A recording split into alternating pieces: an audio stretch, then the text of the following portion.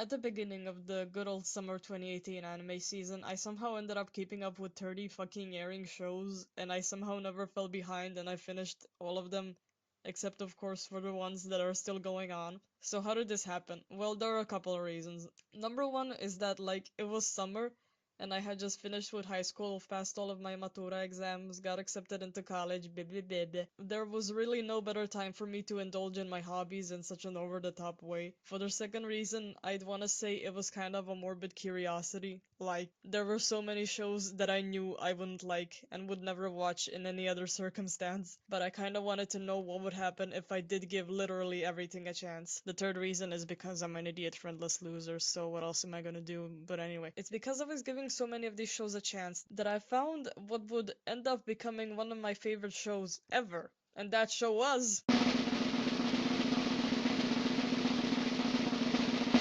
it was High Score Goal. You can see by the title. And I had no idea that this would happen. There were things this season that I knew I would like the third seasons of both My Hero Academia and Yamano Susume, and things I knew I would hate just by looking at the promotional art. Like motherfucking Island. Anyway, at the time when I was first looking through the anime coming out, when I saw the promotional art for High Score Girl, I honestly thought it would be some perverted lolly fan service crap. Like, the way the main girl is looking at the camera with that pouty face just reminded me too much of other art with girls looking at the camera with a pouty face. So I dismissed it after that, but when the first episode hit Go Anime, I decided to give it a shot, since I was already giving literally everything a shot. And I'm really glad I did, so let's talk about that. So when I boot up the first episode, the first thing I notice is that this anime is in 3D.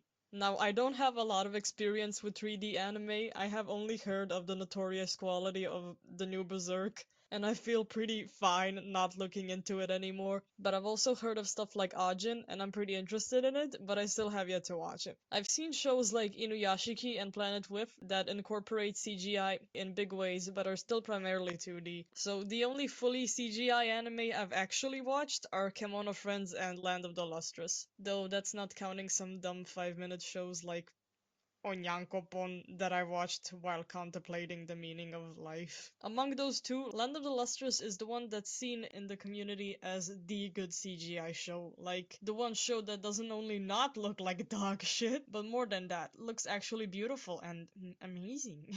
So, with that said, it would be unfair to compare High Score Girl to it. No, I actually think the appeal of High Score Girl's visuals is more similar to the appeal of Kemono Friends, where the CGI sometimes looks weird and janky, but not in a bad way, more in a way that helps contribute to the wacky and fun feel of the show. So yeah, I really like how High Score Girl looks. And just like Kemono Friends, this is a show that isn't all fun and games, and the animation can really deliver even in the more dramatic scenes, which we'll get back to later. Now let's continue looking at the first episode. So the main character, Haruo, is playing Street Fighter in a packed arcade, acting all high and mighty, calling himself stuff like Beastly Fingers Haruo, thinking he's hot shit. And as he plays, he notices some commotion going around and looks over the arcade machine to notice that his next opponent is actually a girl from his class, a girl that doesn't really seem like the type of person who would be spending her free time in shady arcades. And as her fighter, she chooses a huge muscly guy named Zangief, to which Haruo loudly reacts,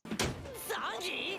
And alright, I'm not gonna pretend like I know all that much about Street Fighter or its characters or even arcade games in general, but judging by his reaction and what we hear later on, I guess he's a pretty tough fighter to work with, or it's just weird to see a prim and proper girl use a huge muscly guy like him. Actually, it's probably the second one. So after that exclamation, we cut to the OP, which I love to death. Honestly, at first I thought the episode would have been better if they had done that thing where they play the OP at the ending, but I guess I can understand playing it so early on because it really does a good job showing the viewer exactly what the show will be and what the appeal of it will be. Now, to briefly mention the anime Pope Mother's Basement himself, a thing he often mentions when analyzing OPs is that the actual credits that roll during the intro should be incorporated into the visuals themselves instead of just being slapped on. And this is a thing that I always thought I understood, but never really understood it until after watching this OP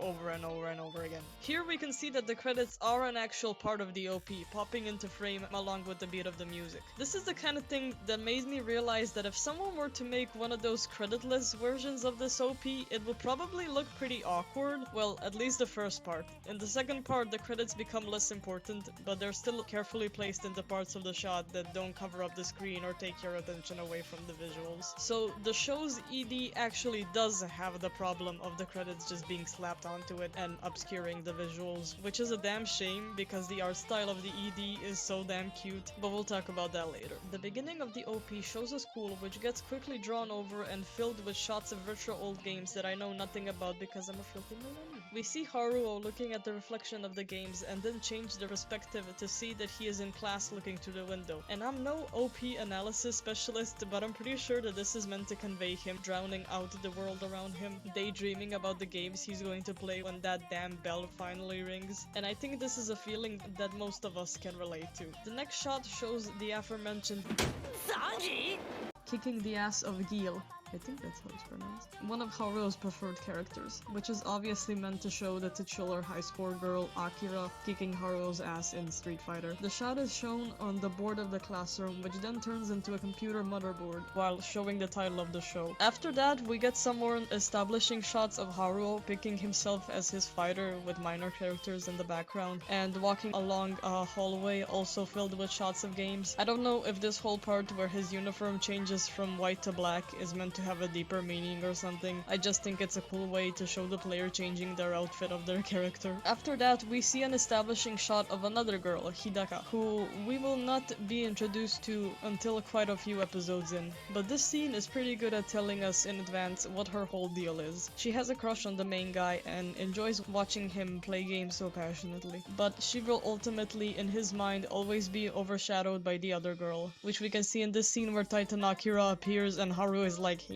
and leaves her, and this is so sad. Look at her face. She hasn't even appeared yet and I already feel bad for her. We can also already tell she will be kind of an outlier in the main characters as she is introduced in a different way from the main duo. Then we finally get establishing shots of Akira herself, which are mostly in the same vein as Haruo's. After that is a short section which uses footage from the actual show of Akira beating Haruo up and, well, other people. And this is probably just used as filler until the song actually kicks off, but this ends in what is in my opinion a hilarious shot of Akira's butler like he's gonna be one of the main characters, and honestly I can't not love this shot. Trust me, this old guy is one of my favorite characters. He deserves this shot. It has been brought to my attention by my sister that the butler holding up his hand like that makes it look like he's jamming out to the song, and I love that. The next section revolves around Haruo and Akira booting up Street Fighter and playing against each other as the arcade machine spins around and they make determined faces at the screen. At first, the screen of the machine shows the actual game, but after a few spins it becomes transparent and shows that the two are no longer looking at the game but at each other, which, well, I got no idea what that can mean. And this drags on for a bit until we see them on the same side of the machine, smiling and playing together, and I don't give a fuck, this is so cute. The OP ends with another cute scene of Akira hiding from Haruo in the arcade and running away every time he spots her, and I just love Haruo's face in this scene. He's so done with her shit. In the end, they literally bump into each other one last time before showing another shot of an arcade machine and the OP ends. There are some more thoughts I have about what certain parts of this OP might represent, but we'll get back to that when the appropriate time comes.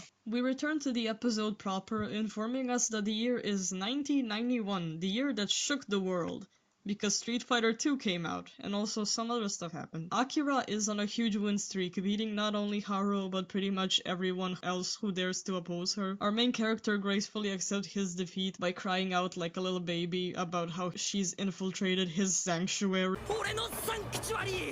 and then trying to beat her by playing dirty in the next round, and trying to show off to boot by playing one-handed, which she promptly responds to by kicking the machine and beating the crap out of him. And now, I know this is kind of annoying trope that violence is okay if it's the girl hitting the guy, but I can't really get all that angry. These kids are in elementary school, and I remember myself being pretty damn violent for no reason back then, and whenever it's done in this series, it's not taken too seriously, so it doesn't bother me too much, but sometimes it does get old, and I can see why some people would be turned off by this. So this scene ends the first part of the episode, and it's at this point that my impression of the series stopped being that of a fan service show about a cute lolly girl and more that the show is gonna be something like The Skilltease Takagi-san or My Neighbor Seki-kun. These two shows have a kind of premise that follows two classmates where one of them is an ordinary person and the other having a more out there personality that clashes with the normalcy of the main character. For pretty much the entire runtime of these shows, they only have one gag. In Takagi's case, it's Takagi teasing Nishikata and him trying to get back at her but always failing. And in Seki-kun's case, it's Seki doing all kinds of weird shit in class and Yokoi getting distracted by it and trying to stop him but always failing. Rinse and repeat. And I'm in no way saying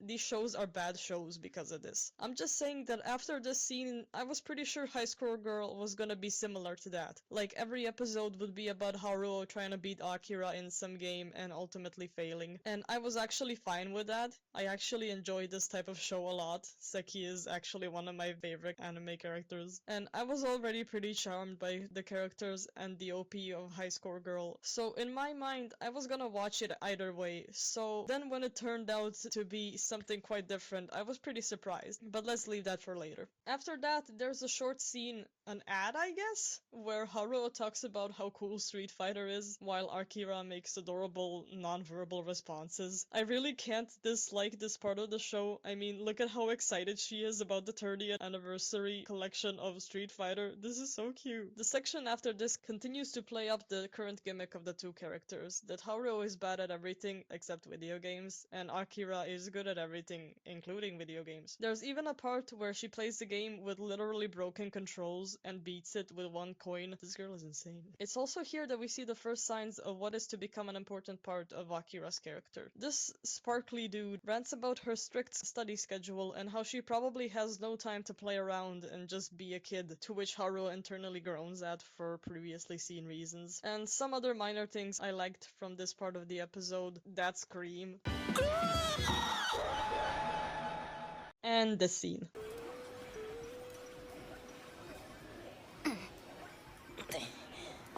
So cute.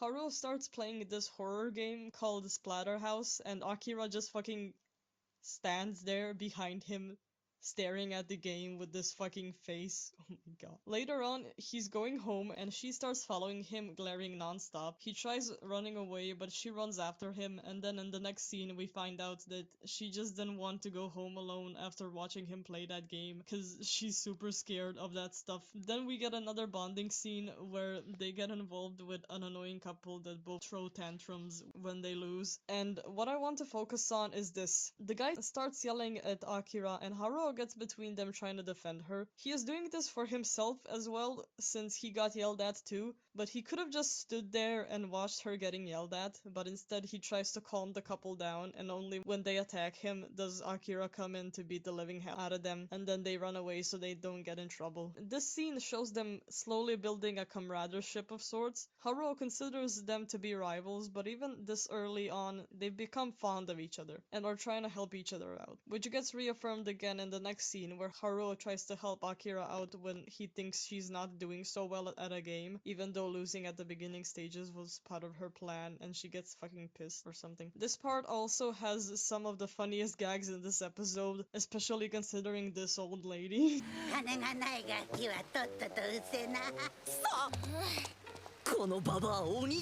I also think it's cute how when the old lady suggests Haruo plays Ghosts and Goblins, he declines right away, probably cause he knows seeing that will scare Akira. So this episode ends with some more heartwarming fluff and Haruo getting fucking run over by the best character in the series, trust me, then the ED kicks in. As I mentioned before, I love the simplified style of this ED, but it's brought down a bit by the credits being slapped onto it, which bothers me, but is forgivable. The actual song of the ED is very mellow and calming. It wasn't until quite a few episodes that the English translation of the song was added to the subs. The song basically talks about Akira's harsh family situation, where she's constantly being put under a lot of stress at home. And the title of this song, After School Distraction, really hammers it home. She plays video games as a means of distracting herself from all the stress she's going through, which is a thing that a lot of people can relate to, but it's hard to imagine how much more pronounced it is for her, being the daughter of a rich family. family and all, and as the series goes on, this part of her character becomes more and more important. The visuals of the ED also tell a cute little story that I just love. At the beginning, Akira is alone, staring at the sky as time passes by. That rhymes. It's not until about a third of the way into the ED that Haruo shows up and they have themselves a little childish stare-off. But after some time, Haruo drops the glare and genuinely smiles at her. This shows an important part of their relationship that I've mentioned before. As much as Haruo builds up their rivalry, he really just likes her. Not just as a girl, but as a fellow gamer, and most importantly, as a friend. As someone who he can spend time with and have fun. And this is also the part that most annoys me, cause I just wish I could set this adorable smile as my wallpaper, but the damn annoying credits are in the way. So Haruo smiles at Akira and starts to walk away, knowing that she will follow him. Even though Akira doesn't speak at all through the entire series, their bond becomes so strong that he doesn't even need to hear it from her to understand what she's going through. That, coupled with the adorable scene at the very end where she at first hesitates but then grabs a hold of his sleeve, shows just how damn good these kids are for each other. Akira needs emotional support in her life, and Haruo is willing to be that support. It really is just pure adorable and heartwarming. The following episode starts off with a scene that I just fucking love.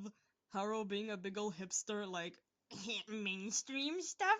Have you guys ever heard of the PC Engine? Filthy casuals. Once again, just like episode 1, there is so much that I love about this episode, but I'll try to restrain spoiling too much. It mostly revolves around more bonding between our two leads as Haruo catches a cold and Akira comes over to give him printouts and stuff, and ends up playing the PC Engine he was going on and on about.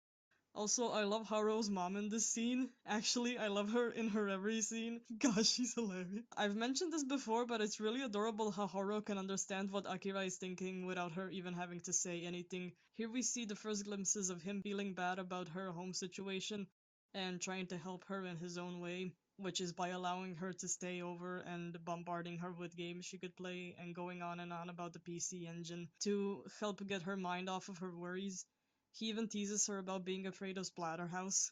In the second part of the episode, we finally actually see Akira at home being nagged on by her tutor about how hard she's gonna have to study over summer, which shows a really sad contrast of everyone else being excited for summer break and her dreading it, so she ends up running away from it by tagging along with Haruo to check out another weird, shady arcade center that ends up being a portal to another dimension?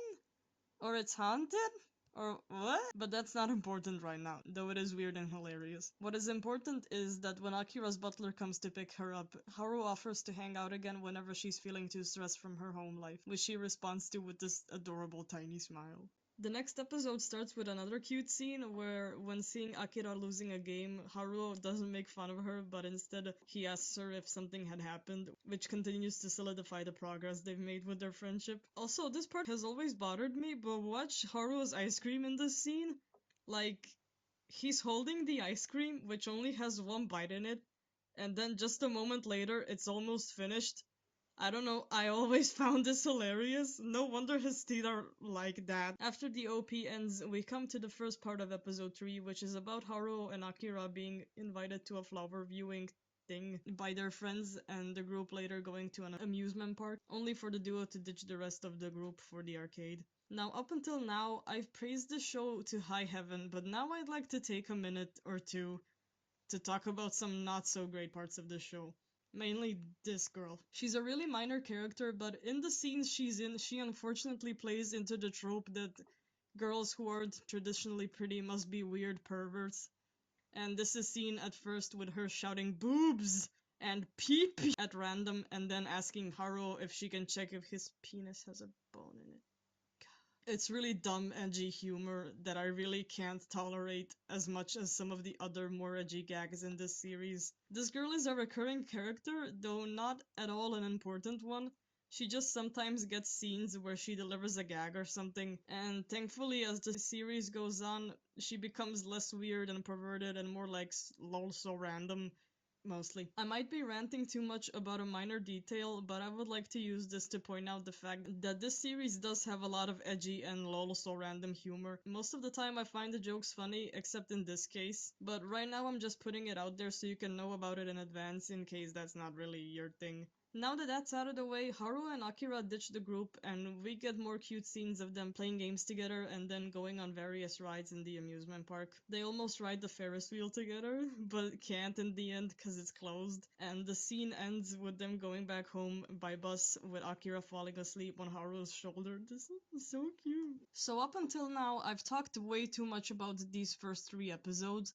But that was all to try and really convey what the feel of the show is, because in the second part of episode 3, we get a pretty big twist that shakes up the formula of the show radically. So I would like to interrupt the analysis here and discuss the actual appeal of this show, or at least what about it appealed the most to me. The more attentive viewers might have noticed that in the OP of the show, all the characters are wearing middle school uniforms, which means that yeah, the kids will graduate from elementary school and they will move on to the next part of their lives. It was at this point of the show that I stopped comparing High Score Girl to Takagi-san, because in Takagi-san, through the whole show, the main characters are in middle school and every episode follows their daily antics with barely any progress being made in their actual relationship. And this show isn't like that. In this show, the characters will slowly grow up and have to deal with the issues in their lives, and their relationship is challenged several times by various outside forces such as their families or other potential love interests. This is me trying not to spoil too much, but that's ultimately what the show is about. It's a pretty straightforward romance that broke my expectations, and it kept surprising me and most importantly kept delivering the feels with every episode, be they heartwarming or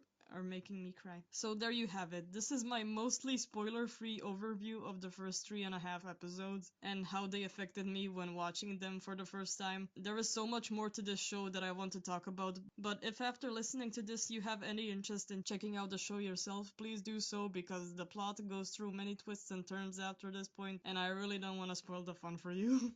As I mentioned previously, the second part of episode 3 hits us with a real game changer. While Haruo is walking in the halls on the way to class, he overhears people mentioning that Akira will be moving away to Los Angeles, much to his and my shock.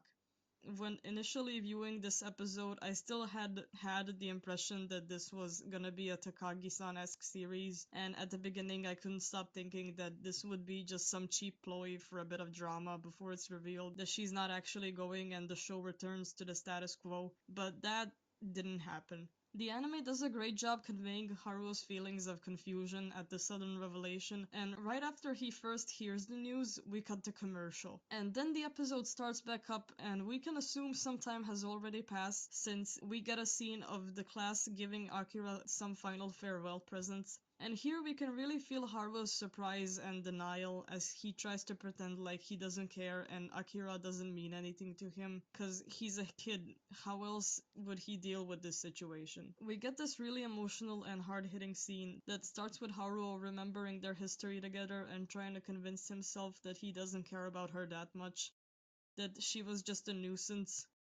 But he can't fool himself, and all that it takes are a few motivational speeches from his favorite game characters to get him to start running towards the airport to meet her one last time before she leaves. When he arrives, he still can't be completely honest about his feelings, and instead he talks about what a shame it is that she's leaving at a time when so many awesome games will be coming out, but the point gets across, I think. In the most hard-hitting scene of the show yet, Haruo, with his hand trembling and his voice breaking, reveals that even though he didn't buy her a proper farewell gift, he does have a tiny ring he got at the haunted arcade from back in episode 2, which at first he brought for his mom, but it's the only thing he can get her right now.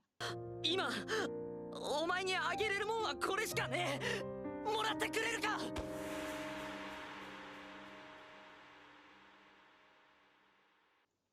I think this scene speaks for itself. This was the moment in the episode that I realized that this is really happening. She's really going away. There will be no cop-out. So Akira cries in Haruo's arms until they're eventually separated, and it's heartbreaking, but at the end, Haruo smiles because he managed to be honest with her and himself. At the very end, he looks out at the airplane Akira is going away in, thinking about how he'll need to get better at Street Fighter so next time he can beat her without cheating, subtly reassuring the audience that even though it may take some time, the two will eventually meet again. Alright, obviously there's a lot more that I have left to say about this show. There's still 8 whole episodes left after all. but working on a thing for the first time in my life has surprisingly proved to be pretty challenging. So I'm gonna be splitting this up into parts. Well, that's half of the reason. The other half is also the reason I just recently realized that not a lot of people have seen the show. That being that it will be streamed by Netflix starting December 24th. So I guess I kind of wanted to get this thing out there before it starts streaming so that I can say I was there before it was cool. Okay, but actually, the reason I went so out of my way to make a whole thing was that almost no one had been talking about it, and I just really needed to get all of this off of my chest. And if I didn't do anything, I never would have been able to stop thinking about it. So here we are. Anyway, if you'd like to hear the opinion of someone who actually was there before it was cool, in the process of editing this video, I found a blog called Lost in Anime that did a weekly review of the show, and the person writing the blog is actually someone who had read the manga before the Amanu came out.